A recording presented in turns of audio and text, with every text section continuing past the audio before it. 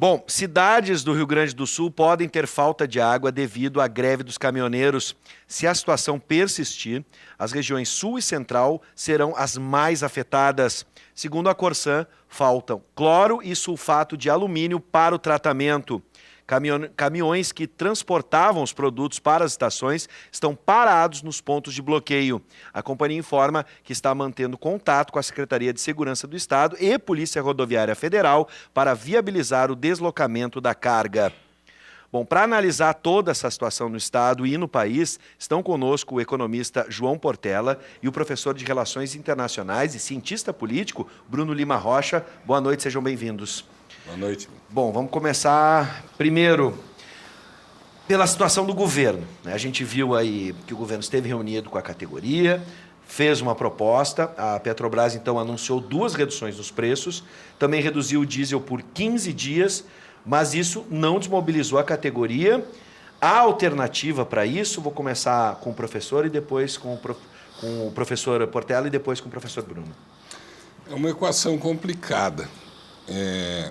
Nós temos 3 fatores aí que eu acho importante a gente frisar nessa situação toda. O primeiro deles é essa dependência exagerada que nós temos de um modal de transporte, onde um movimento simplesmente para o país e a partir desse momento ele passa a prejudicar diretamente toda a população.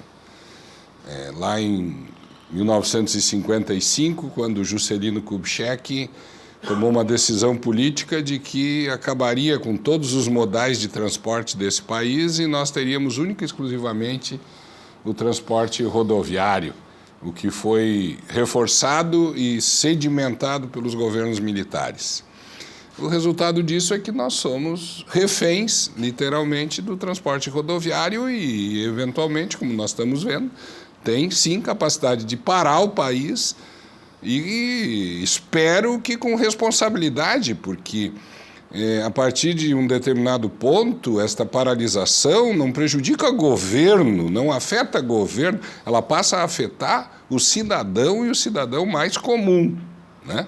Então, acho que esse é um primeiro ponto, essa questão da nossa enorme dependência do modal rodoviário. O segundo ponto é o gigantismo estatal que provoca essa, digamos assim, desestruturação de mercado com preços exorbitantes para a gasolina, né? Preços exorbitantes não só porque temos um monopólio estatal ineficiente e ineficaz, mas também porque temos uma carga tributária sobre este produto extremamente exagerada para este produto. Eu não estou falando na carga tributária como um todo, né? Todos nós sabemos que o nosso sistema tributário é um sistema ultrapassado, né?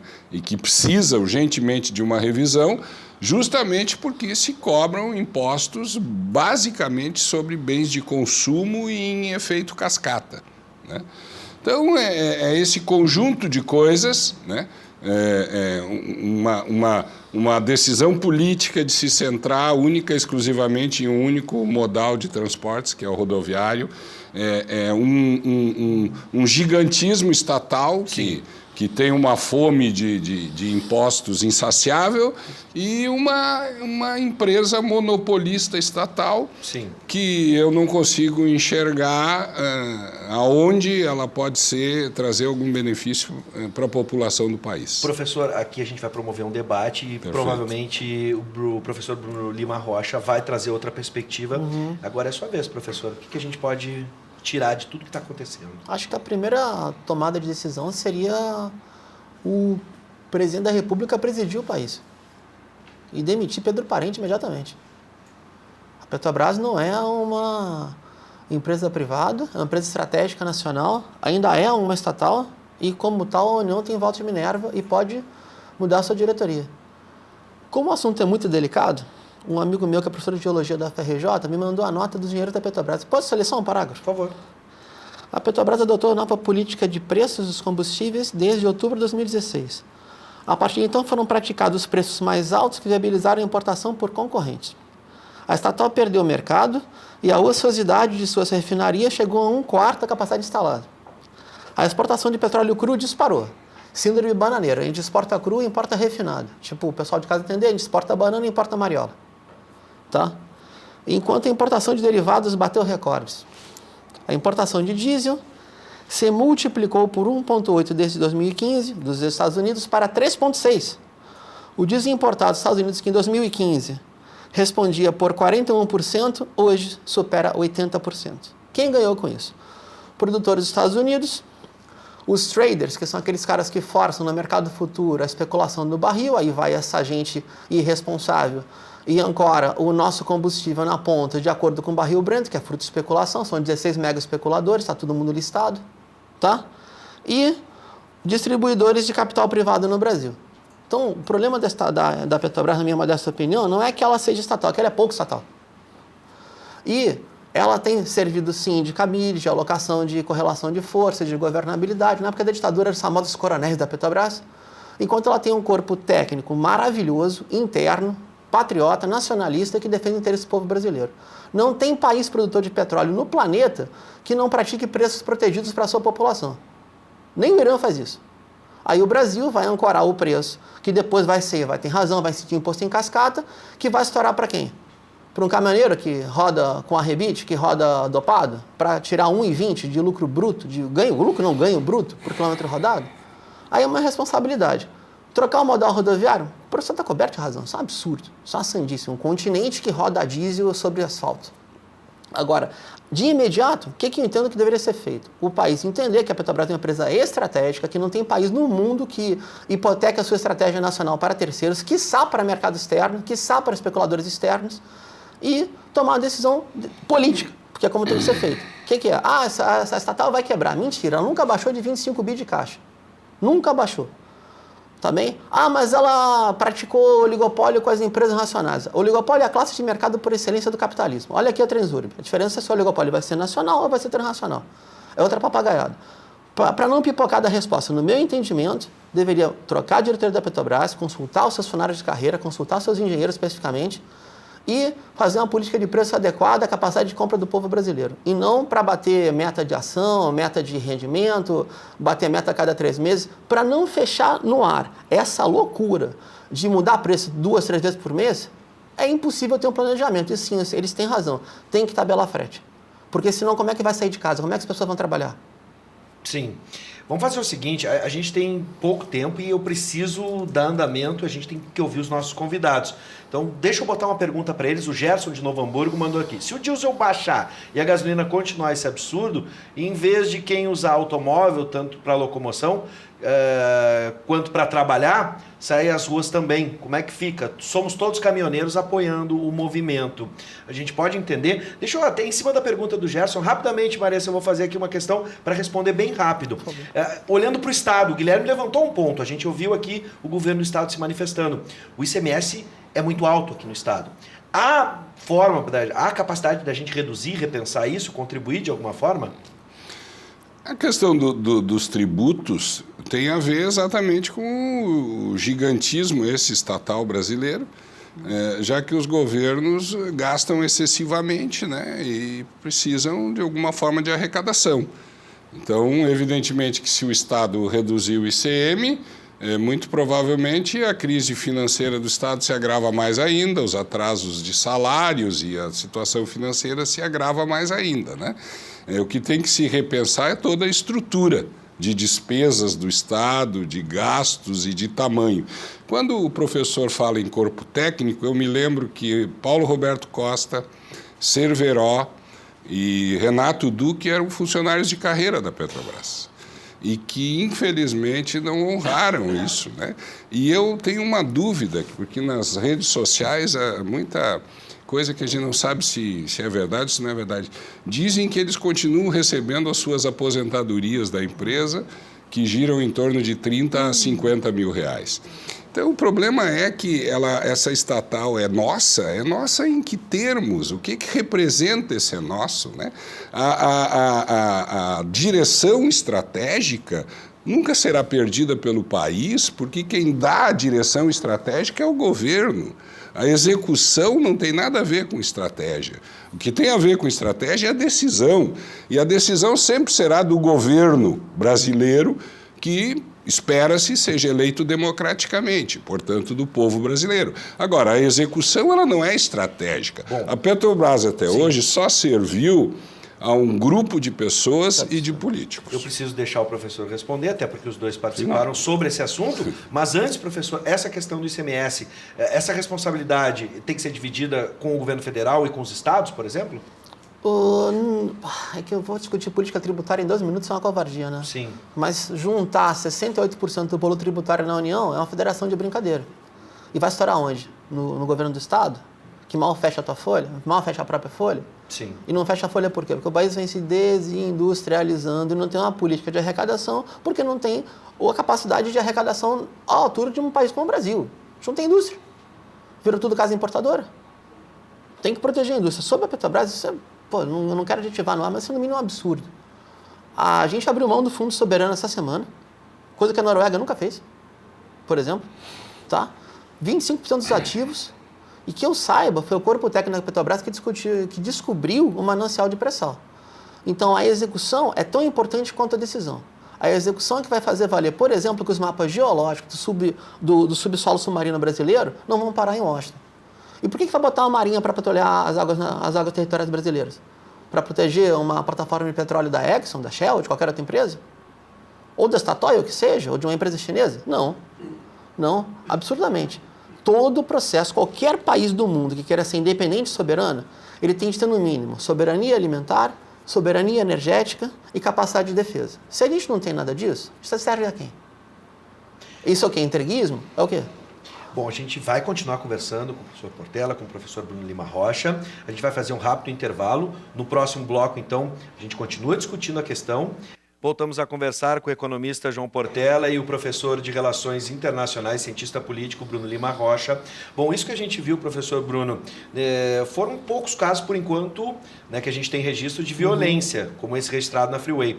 Qual a percepção que você tem agora? O país está apoiando essa manifestação? O que está acontecendo hoje politicamente? E até mesmo os agentes políticos, como tem se manifestado? Bom, vamos com calma, né?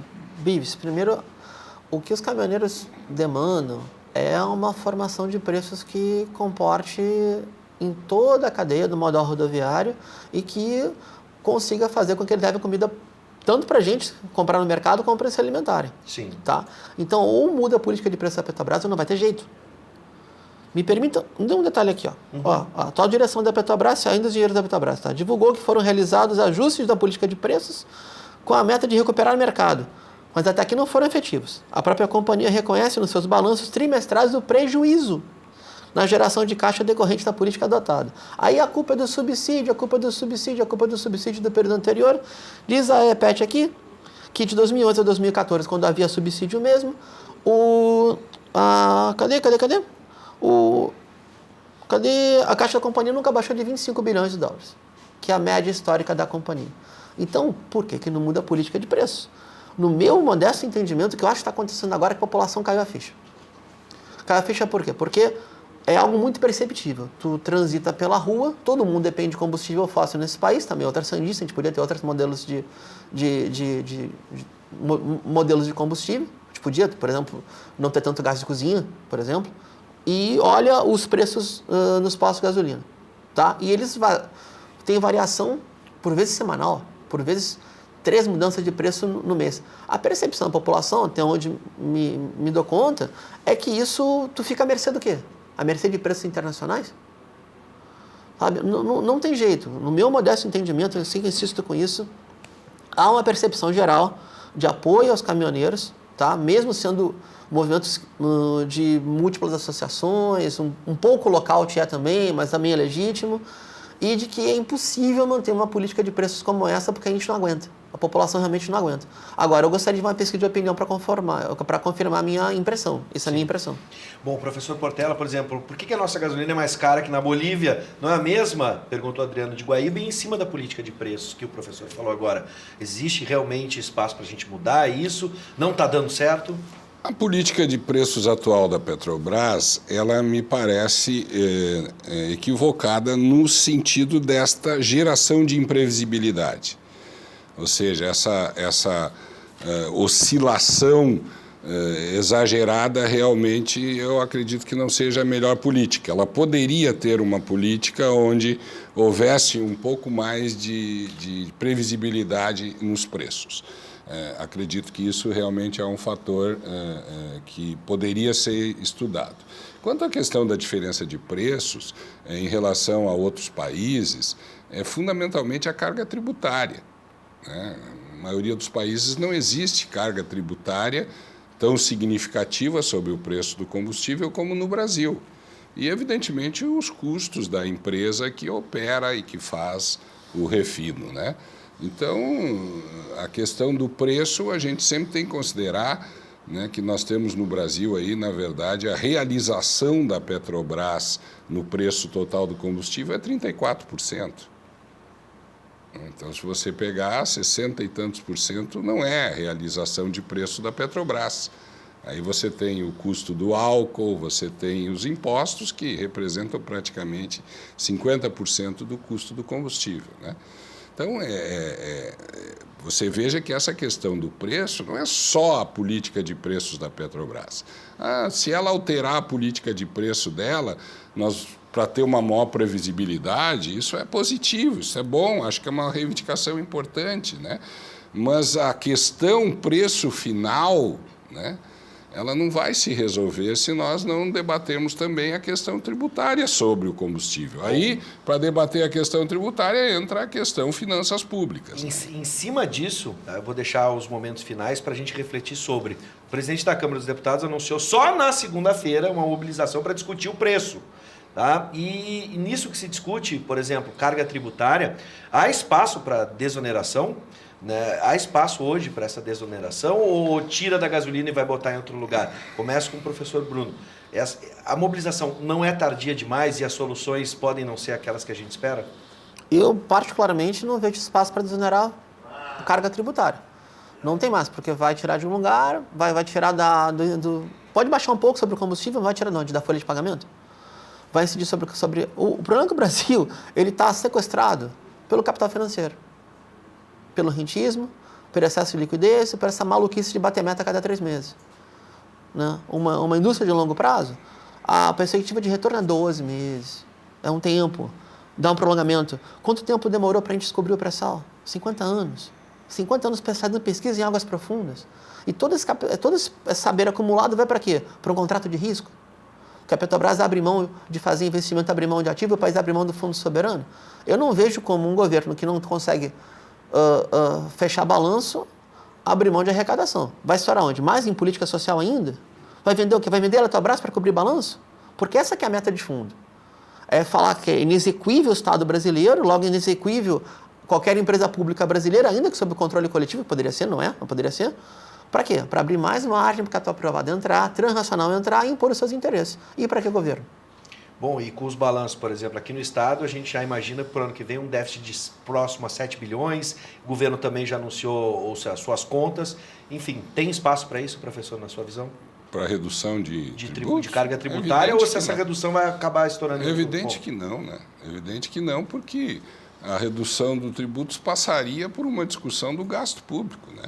Nós, na verdade, somos reféns de uma despesa pública insana, inconsequente, de uma despesa pública ineficiente, ineficaz, né, onde se gasta praticamente tudo que se arrecada com folha de pagamento e despesa previdenciária, né? Um sistema previdenciário público maluco, impagável, e que faz com que o governo tenha que ter uma sandice arrecadatória para cobrir essa loucura, essa gastança toda ineficaz e ineficiente. É disso que nós somos reféns, além de ser reféns de algumas corporações, de alguns de alguns corporativismos bastante arraigados no país. Bom, eu preciso chamar o Guilherme para uma última vez, mas eu quero deixar claro aqui uma coisa. A gente propôs um debate e eu peço para que você, cidadão brasileiro, assista a nossa reapresentação às 10h15 da noite, porque a gente tem perspectivas diferentes sobre o problema que a gente está enfrentando hoje. Então é importante que você assista com muita atenção. Também vai ficar disponível depois nos nossos canais na internet, no nosso site ubratv.com.br, também no YouTube. Então assista novamente a partir das 10h15 da noite. Avise os seus amigos. Quero agradecer a todos que nos assistiram no Facebook, na live. Quero mandar um abraço então para a Liliane de Alvorada, o Oivato de Montenegro. E, infelizmente a gente não teve tempo para passar as perguntas, né, que vocês nos mandaram, mas aqui vocês tiveram duas perspectivas. Assistam novamente para pegar cada detalhe de uma delas. Já de antemão, quero agradecer a presença do professor, a dificuldade até mesmo de chegar hoje aqui. Professor Bruno Lima Rocha, seja bem-vindo sempre. Obrigado. Professor Portela, da mesma forma.